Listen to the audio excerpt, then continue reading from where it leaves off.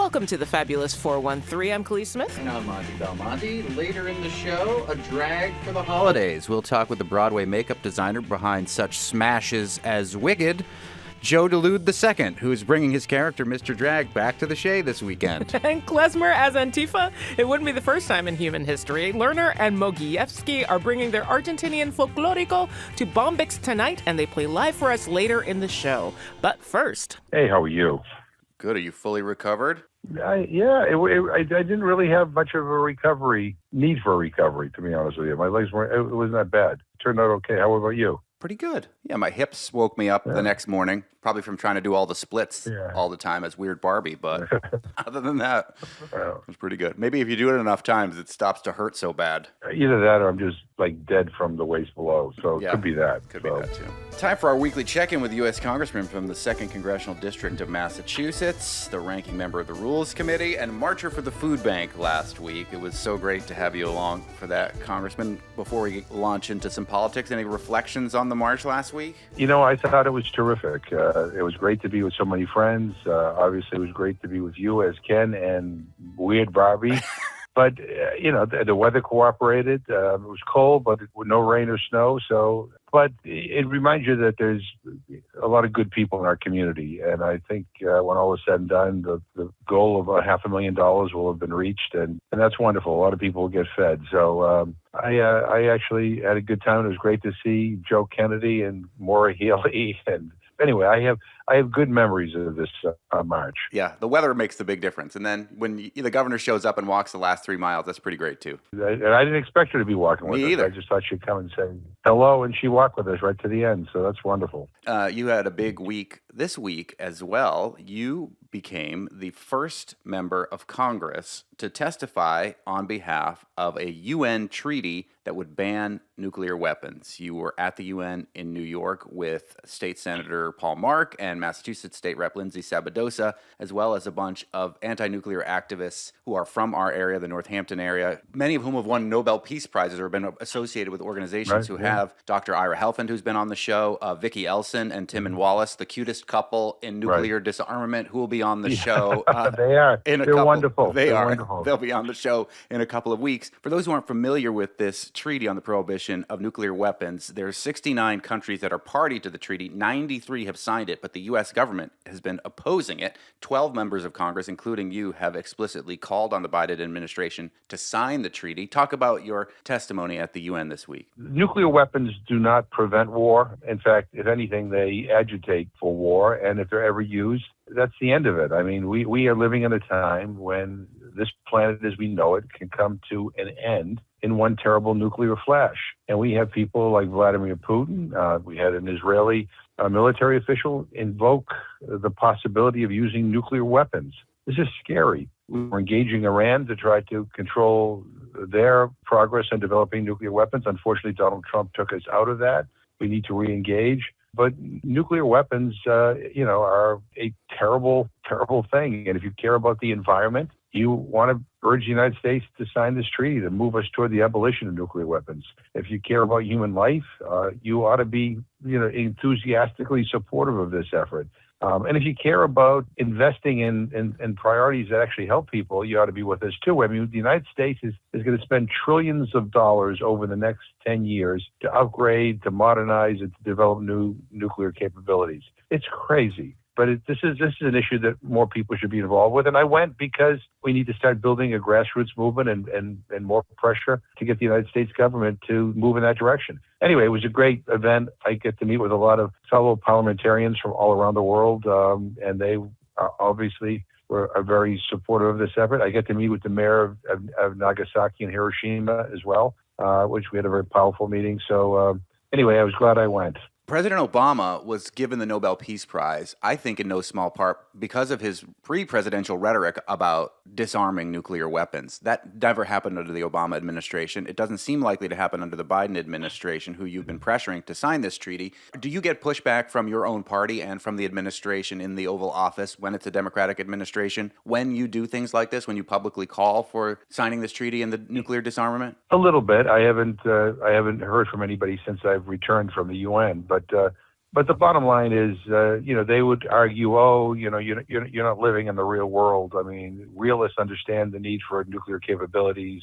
And my response is that's just the wrong way to look at this. I mean, the idea that you're willing to jeopardize the lives of millions and millions of people because you don't have the courage to say that they're bad and we ought to be moving in a very different direction. The other thing, quite frankly, is that a lot of members of Congress, Republicans and Democrats alike, get lots of money from the defense industry. And so, there's sometimes a little bit of a hesitancy to kind of take on, the big money special interests on the military side. I'm old enough to remember when we came close to moving toward a nuclear freeze.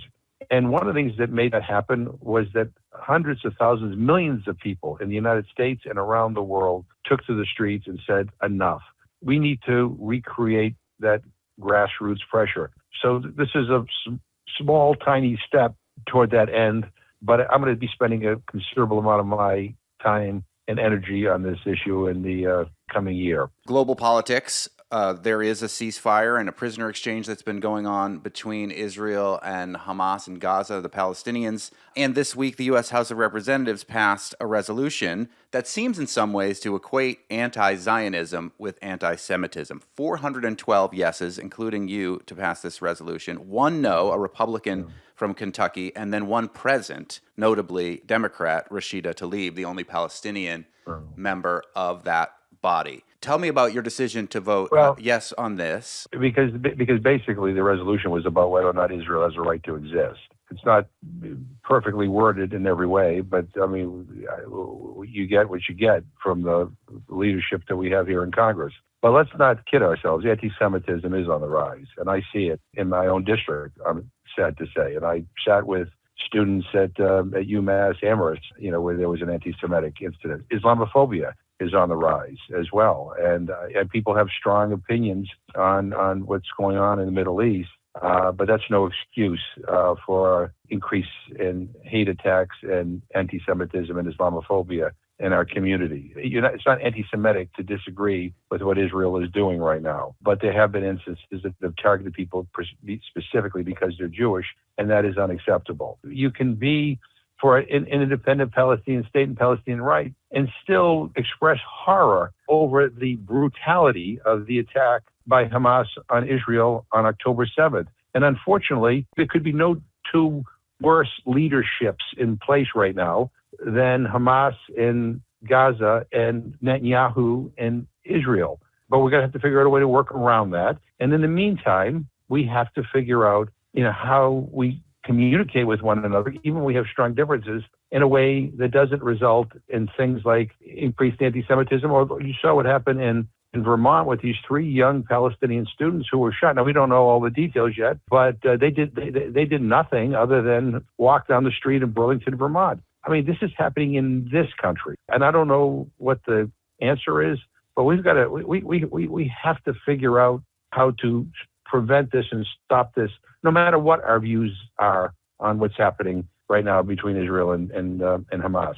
I'm wondering whether a resolution like this will have a chilling effect on speech in being critical of Israel and the government and what the government is doing there, apart from your feelings about Judaism and Jewish people. No, I don't think so. And to be honest with you, my guess is that other than people who are, really paying attention, most people don't even know what Congress does. I think most people, Israelis and Palestinians, want a future where this is not the realities. I hope that the temporary ceasefire continues. I hope that it doesn't end today. I hope that they can, because there's hostages being released. I think that's important. But we need to figure out what is the next step here. We need to breathe some new life into this movement for a 2-state solution. To that end, is there a House resolution, or could there be, that would similarly say that the Palestinians have a right to their own homeland in the way that there was this? Yeah, they do. The Palestinians deserve a homeland, deserve an independent. I believe in a 2-state solution. But will the House take something like that? With this Speaker of the House?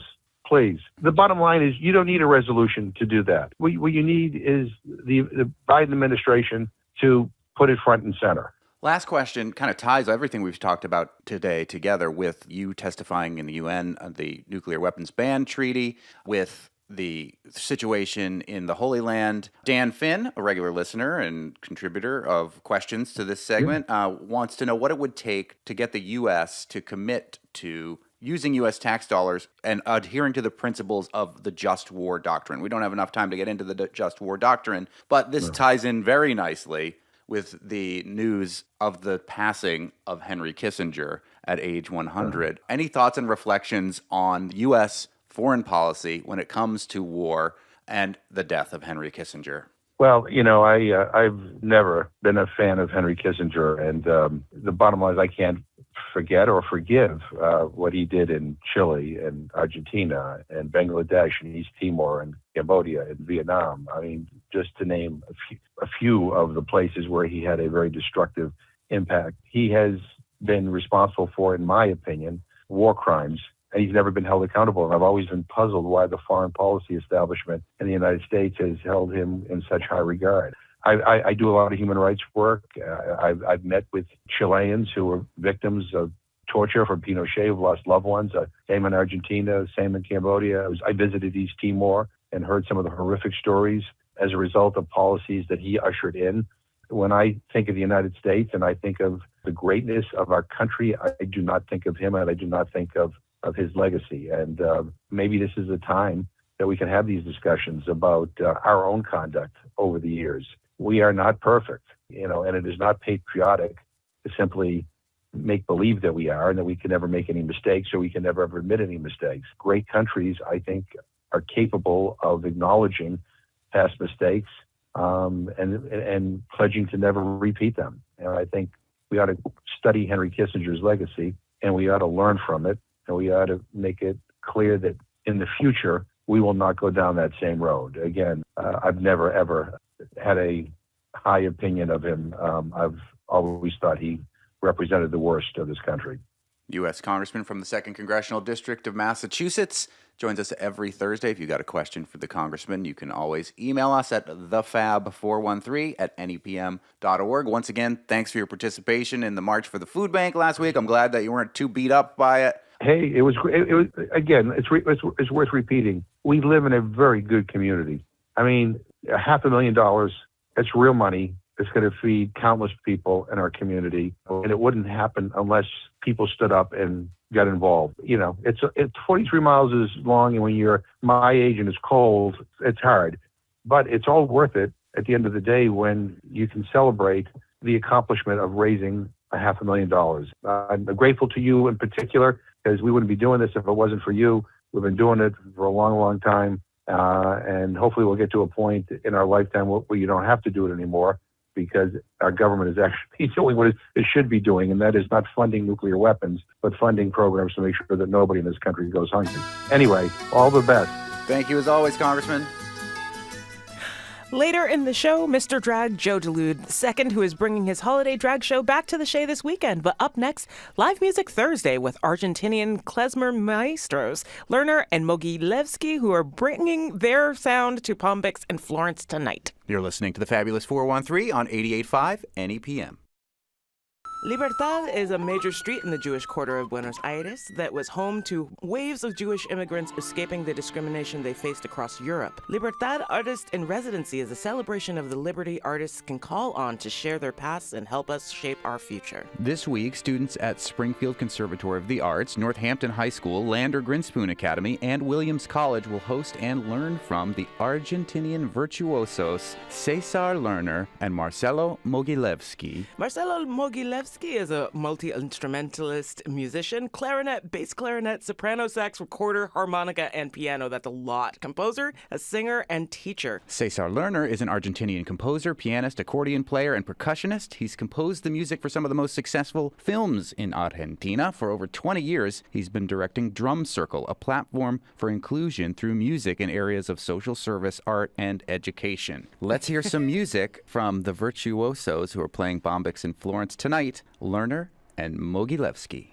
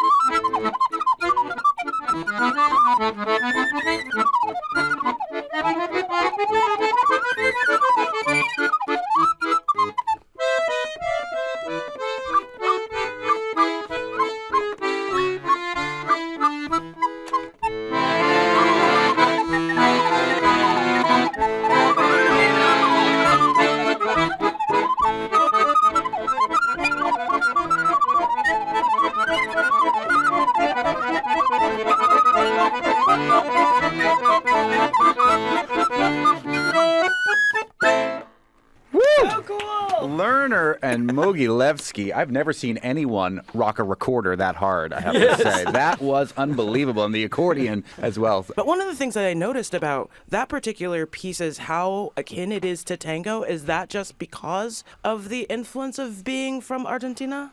The fusion with the tango and other roots used to be very obvious.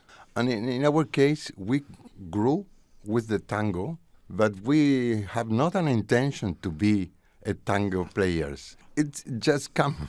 We have not the intention to fusion. The past go through us in a present music, you understand? Mm-hmm. The same happened with the Klezmer style. I mean, we came from Russian and Poland people 1 century ago, and they came with all the culture, the Jewish culture and the Yiddish music and etc. But we don't try to do it. Just it happens and we love it. And the mix appear with also Los Beatles, Paul McCartney, and everything, Stravinsky, everything became like our music. This is a very, very, very old Jewish polka. And the melody, it's very nice, very simple. And right now, when I was playing, I felt a sculpture. You have the stone and a tuck, tuck, tuck, tuck, tuck, and the form is appear. You understand? Yeah. Created an Which- audio sculpture. I love it. Sculpture. Nice image. Radio sculptor. We're speaking with Marcello Moguilevsky and Cesar Lerner, who are Argentinian musicians who are coming to all sorts of places in the 413 over the next couple of days as part of Dream Up Events, which has a who's who of supporters bringing them to different classrooms and a performance tonight at Bombyx in Florence. The Community Foundation is behind this, Mass Cultural Council, the Harold Grinspoon Foundation, the Jewish Federation of Western Mass, the Northampton Arts Council, and more. We have been seeing, with the situation in the Middle East, a rise in anti-Semitism. At the same time, there's a rise in anti-Muslim hatred. Argentina became a refuge for so many people after what went on in Europe in World War II. There are things that are happening now in Argentina that are troublesome if you don't like fascism. Talk about the situation that you're experiencing now with the last week's election of a new right-wing libertarian president. Yes, the interesting thing is that the libertad word, the freedom, it becomes with the fascism. What is the sense of this kind of marriage? Two words so opposite in our education, yes, fascism and freedom. But it happens, and all the population, rich people, poor people, vote somebody who really will destroy every work on the human rights, education of with the who is different of me. It comes with the liberty Flag. With the flag so of liberty. you think I don't know any other country where a similar situation of rhetoric happened. I mean, I watch it and I'm having flashbacks. Yeah. But this happened a generation ago in Argentina as well, and people stood up against it, and then there were many gains that you say now will be rolled back. Yeah, we are very concerned about this, and it's a very delicate situation, how to explain and how to embrace the other who think in the opposite way to you, because if not, we can't continue the story of a country. The dictator time was a nightmare, was like a Nazi phenomenon in Argentina. 30,000 people disappear, and was really a crime, a big crime from the state. So this is now, after 40 years of democracy, is now this new government is moving these concepts again, and for us it's really a nightmare. They open the door of the hate, and then people feels allowed to hate, to put the intolerance in the street, and now your neighbor could be your enemy. We're speaking with Lerner and Moguilevsky, who are two klezmer musicians from Buenos Aires, who will be throughout the 413 working with a lot of kids in Northampton High School, the Springfield Conservatory for the Arts, Lander Grinspoon Academy, Williams College. What message do you want to imbue upon the children and young adults that you'll be performing for in these schools? One of the most important point in this duo, which we are playing for more than 40 years together, is not to lose the capacity, the possibility to play, to use the music as a game. Not to be the best, just to be happy. And not to be happy with yourself only. They can see that the music is a language to play with. No, is a language to make mistakes because the mistake is not a mistake anymore. Is diferente con adultos? Is it different when you're teaching adults as opposed to children? Do they take that lesson and apply it as well? Very nice question. Thank you. Because the adults has on their shoulders to be great. And this is bullshit. This is my answer. Children can joke with this. Adults not. Always is serious. Are there things here that would allow you to rest, to prepare to get back to what the situation is in Argentina? Again, please. Algunas cosas aquí que quieres hacer a preparar a regresar a Argentina. I understand. Ya, sí, es peligrosa, sí. Yes, but the thing is that we cross this line many times there. We are a very resilient people. So we return just to resist. Yes, we And should to be, resist. And to be We should us. resist. This is the way. We know how to move in front of or against this kind of enemy. Adversity. Yeah, The it's not adversity. enemy. It's actually is a crisis of values. So I don't want to think about an enemy because enemy you want to shut them, but I want to embrace them. Y esa resistencia, ¿sientes como es un parte de su música también? Porque cuando yo pienso de Klezmer, creo que es un tipo de música que es de... Survive. This music survived the Holocaust, for example.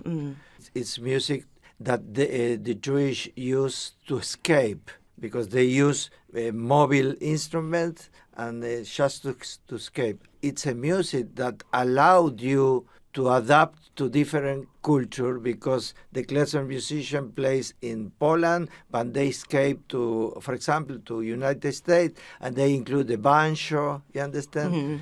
We are not inventing nothing. We are continuing a tradition. In a way, to be an immigrant all our lives. When I see the immigrants in Argentina, I want to embrace them because I think, okay, my grandpa came like this, without the language, without money, and they study and work, and, for us it's a philosophy to live, and with the music happens the same. Even more, not to go against your identity, to your legacy. We kept the legacy, but we need to recreate. I'm not the Jewish my grandparents was. You understand? Yeah. Another kind of Jewish, Another kind of human being. Well, let's hear some more of that music of Lerner and Moguilevsky, who are doing a series of events throughout Western Mass We're changing instruments. over the next couple of days, but who are playing at Bombix in Florence tonight.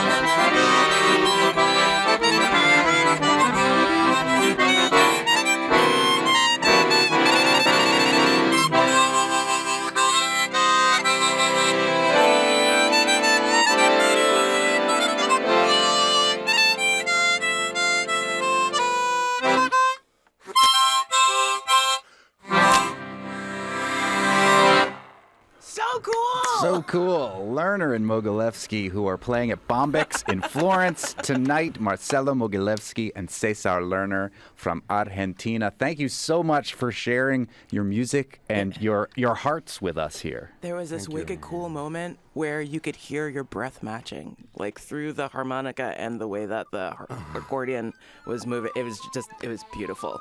I'm so glad I was here for that. Thank you very much. Your listening and your space and your life. Lerner and Moguilevsky will be playing just outside the 413 in Putney, Vermont this Saturday and teaching a master class in a couple of hours at the Parlor Room. Bring your instruments and your chops. Up next, meet Mr. Drag, who brings his gender-defying holiday show back to the Shea and Turners this Friday and Saturday. You're listening to the Fabulous 413 on 88.5 NEPM. Oh, God. Why did they say landscape? I feel like this is so much better, and it's a nicer background, because this is very difficult for me to hold so it looks nice. Don't worry about it. It's all about radio anyway, so. Okay. My teacher in high school used to call landscape hamburger and whatever the other way is hot dog. And I always think of it like that. Hold the phone, hamburger or hot dog. That sounds weirdly queer-coded in a way that I don't quite... Yeah, and I would think the hot dog would be landscape. I guess it depends Right? on how you take your hot dog. Wow. Yeah. I don't think I could take a hamburger. All right, off track, off subject here. That escalated quickly.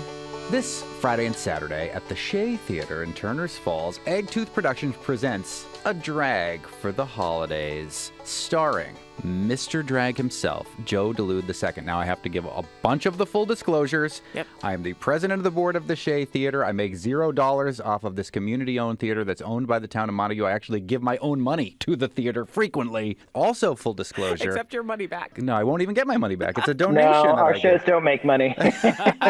Purely for You know joy. what? Having, also being a performer of sorts, who of us makes money on these shows? It's all for the love. We do it for the love. Yes. And Joe Dulude II is a Broadway makeup designer of note who will one day, I predict, win a Tony Award for Lifetime Achievement until such a time as the Tonys get their act together and provide an award for makeup design, because the makeup that Joe has done on Broadway, well, Wicked, was designed by none other than Joe Dulude II. The Beetlejuice musical, the Michael Jackson musical, the SpongeBob SquarePants musical. It goes on and on and on. You've worked on movies like Don't Look Up, the new movie that was filmed in Deerfield, The Holdovers, which I just saw the other night, which was fantastic. This is all from Joe Dulude II, who had lived in Greenfield for quite some time and then moved back to his hometown of Providence, but is coming back to Franklin County, bringing Mr. Drag this Friday and Saturday. Thank you for joining us, Joe Dulude II. Thank you for having me on this show. Do they just include makeup with costuming for the Tonys? I don't think I realized that either. They don't include it at all. Makeup and hair has no place in the Tonys. So when I win the award, it's probably going to be posthumously because they will probably never allow it in. It's a crime. You have been nominated for an Emmy, though, from your version of Jesus Christ Superstar live on NBC, starring John Legend. There was a period of time where my youngest son, Pax, who you know very well, believed that John Legend was Jesus Christ. So, Well, I have to say there were a lot of people in that audience that thought the same thing. It's a more historically accurate depiction regardless. So. Absolutely. That is very true. And also, John Legend's baby looks just like John Legend, and baby Jesus looks like regular Jesus, too. So there's that connection as well. It is the season. Yep. We're talking with Mr. Drag, who has a performance coming up this Friday and Saturday at the Shea Theater in Turners Falls, a drag for the holidays. Introduce us to Mr. Drag. Mr. Drag started many years ago while I was living here. I had given up performing in college, and I had wanted to perform again and did a holiday sort of vaudeville show and sang a song in drag. So it kind of got over my stage fright. And then the following year, I said, well, I would love to host it. And Kat Adler also wanted to host it. And so we came up with these characters, and we kind of met and decided that we were going to do Mr. Drag and Carl. Mr. Drag Carl is Kat Adler's character, which is a drag in and of itself. Yes. Mr. Drag is the voice, the drunken voice that tells the stories. And Carl was sort of the physical embodiment of dance and action and clumsiness. And it kind of evolved. And then we started doing shows, Mr. Drag and Carl shows. And then one year we were doing a show here at the Shea Theater, and I thought of the idea of having sisters. Like, wouldn't it be fun to have sisters? And so the first sister I got was my much older sister, played by Jane Williams. Her name is Kat Drag. She is a lecherous drunk. And then the following year, we did a Valentine's Day show, and I asked Micah Plunkett to play my pretty less talented younger sister, Dee Dee, which is kind of funny because she's the most talented out of the three of us. She has the best voice. She's an amazing actor, dancer, singer, but I always use that joke as that she's the less talented one. So we just started doing it, and people started saying, well, we really want to see a Drag Sisters show. And it's just sort of evolved from there. We're speaking with Mr. Drag himself, Joe Dulude II. A Drag for the Holidays is this Friday and Saturday at the Shea Theater in Turners, presented by Eggtooth Productions.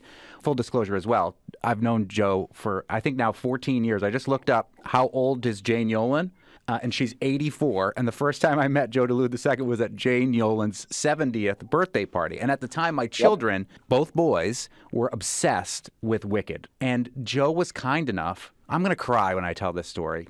You cry all the time. I know. To invite them to his Northampton apartment at the time, and he greened up my son Enzo exactly like Elphaba from Wicked, and he, I don't want to say tarted up, but basically dragged up my son Atticus as We call it Galindified. Galindified my oldest son Atticus, and their dreams came true working with you to be young children at 4 and 6 years old, I think, at the time. And my oldest son has gone on to play the young Mr. Drag in this holiday show. And now is doing he did his own version of Drag Hamlet at the same theater. What drew you as a performer to drag? That's actually a great question. For most of my life, which is one of the reasons I gave up performing, I was so insecure. I didn't think I was good. I didn't think I was attractive. I didn't think people would like me. I just had such a poor self-image. And so I held all of this stuff inside of me and wouldn't allow it to come out. And I started working at a camp called Camp Highlight, which is a camp for kids that have LGBTQ plus parents. And it was like one of the most amazing experiences for me. And I had decided that I would host the talent show, and that I would host the talent show in drag, so I could show these kids that they could do whatever they wanted to and be whoever they wanted to be and not worry about what other people thought of them, which was my entire life. And when I did drag and hosted in drag, I was like, wow, I really enjoy this. And it was a chance to like let out this part of me. I was also very hidden about my sexuality. People knew that I was gay, but in the outer world, I held myself a specific way. I spoke a specific way. When I met a stranger, especially if it was a man, my voice would go a little deeper. I would be sure to give like a very firm handshake. I would make sure I didn't cross my legs. And then all of a sudden I had this freedom to just kind of be who I was. And then when I did the show here at the Shea and did it in drag, I was so nervous, but it just started going from there. And now my drag has made me be more comfortable with myself. Can we talk specifically about your drag? Because everybody's drag is different. What they bring to like that gender palette is different. Yours is pretty gender fluid. There's beards still involved, although there's wigs and there's dresses. And that's, I think, like a lot of new wave drag incorporates a lot more of that ambiguity. What about that were you looking to keep for yourself and bring forth on stage? I think the beards just started because I didn't want to shave my beard. And that's really valid. what it was. And I was like, I'll keep the beard. It's fine. And I got the name Mr. Drag from one of the kids at camp. And because I had kept my beard when I did it, and I just thought that's a great name. And so when we came up with this character, I thought about that. And then I also was like, I am not into like the super feminine part of it. The feminine part of it for me is the like heels and the dresses, or what's thought of as feminine. For me, it wasn't about trying to look like a convincing woman, but I sort of wanted to make sure that it kept it this sort of androgynous, like he goes by the pronouns he, him, his, even though he's one of the drag sisters. Very strange, but we kept it. Western mass, we're getting used to it. I just wanted that gender fluidity too. And I think what it does too is when you have that, a lot of people identify with it. Like, it's amazing at the shows that the reaction that I get from people who are like very, very young to very, very old. And for some reason, especially for straight men, they don't find me a threat. We're speaking with Joe Dulude II, who is the Broadway makeup designer behind Wicked and Beetlejuice and MJ and SpongeBob and movies like the new one, The Holdovers and Don't Look Up, but who is also Mr. Drag and who will be bringing Mr. Drag to the Shea this Friday and Saturday. Even in, as I kind of jokingly but also lovingly mentioned, we live in an area that is trying, maybe more so than other areas, to be accepting. You experienced an act of vandalism with a picture of Mr. Drag that was up on a building on Bank Row in Greenfield. We are experiencing an anti-drag sentiment across the country. Tell us a little bit about your experience in the backlash to your drag character and how you're perceiving this anti-drag sentiment across the nation. So I was asked by Wheaton Mahoney, amazing photographer. She loves doing very colorful portraits, and she had seen some of my stuff and my looks, and she really wanted to work with me on doing all these different drag looks. So she took all these pictures, and we got permission to put 2 of them up on the bank. They were behind plastic, whatever you call it. Plexiglass. Plexiglass, thank you. I don't know why I was just about to say cellulite. I don't know why that came into my head, but so plexiglass screwed in because I screwed them in. I was away in London for work, and I got a message saying something about how they had just driven by downtown, and the beautiful pictures that had been up on the bank had been vandalized and ripped apart. And I was like, how in the world did someone do that?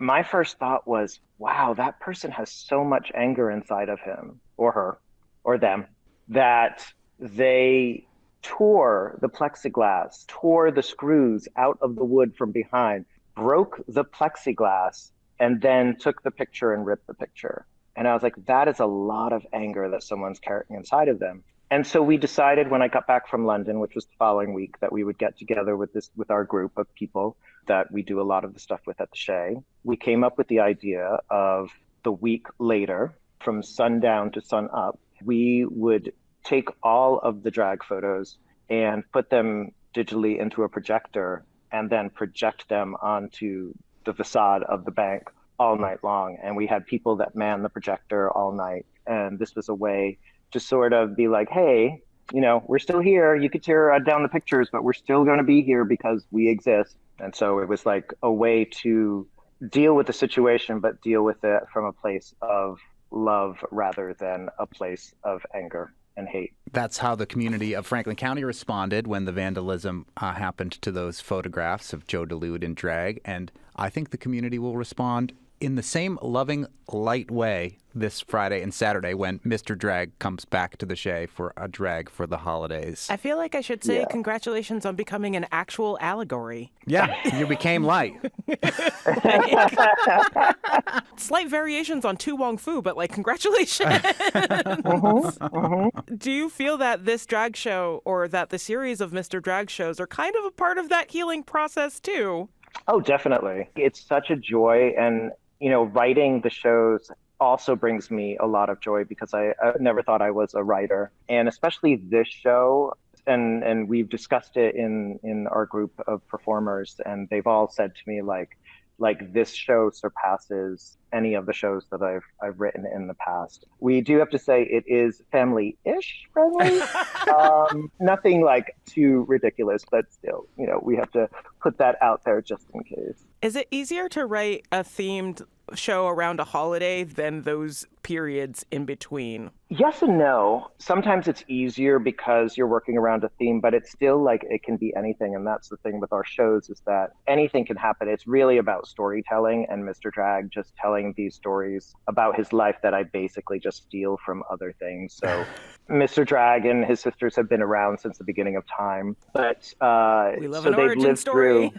so they lived through everything. So I just pull from history a lot of times. I pull from movies. Our maid is very gothic. All of her backstory is all from horror movies. Joe Dulude II, Broadway makeup designer by day, Mr. Drag by 2 nights, this Friday and Saturday, and whatever other nights he feels like doing it. Coming back to his old haunts in Franklin County. So glad to have you back at the Shea for a drag for the holidays this Friday and Saturday. Oh, I'm glad to be back. It's nice to be back. It's fun to be back in this space and be able to create. This one's been a lot of work, though. There are a lot of wigs in this one.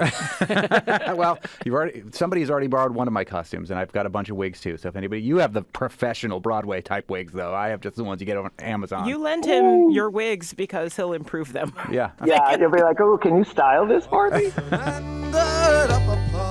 You're listening to the Fabulous 413 on 88.5 NEPM.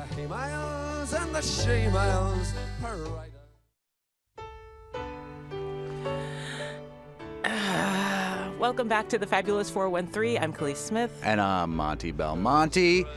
If you haven't already noticed, all of the bumper music that we've been using today has been the Pogues.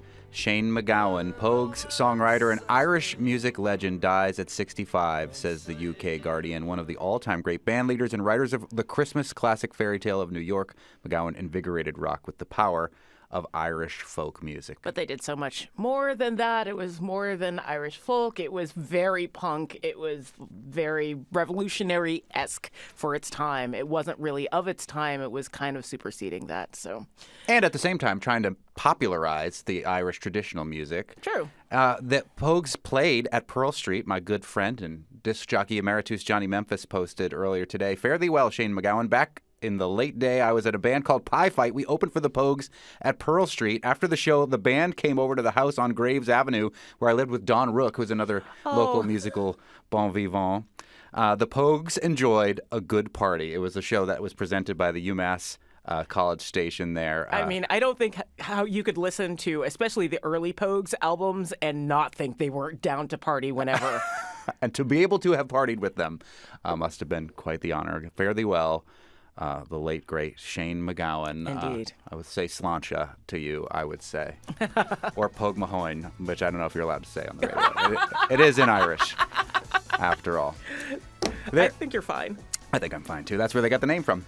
There's a lot of good stuff that we can get from our arboreal neighbors, and tomorrow on the Fabulous 413, we'll sit with the folks from Forestopia and learn how we can get away with more than kindling from agroforestry. We will have live music Friday with Kendra Morris, who's fun, danceable songs, which she'll bring to our studios before she heads to 10 Forward and Greenfield for her CD release show. Plus a wine Thunderdome with provisions, wines, and spirits in East Longmeadow with at least an allusion to some bubbles. Bubbles that can be enjoyed at a later point in time. Special thanks to Spouse, Happy Valley Guitar Orchestra, Shane McGowan and the Pogues, and all of you. Thanks to the tireless Fabulous 413 team for helping us put this all together.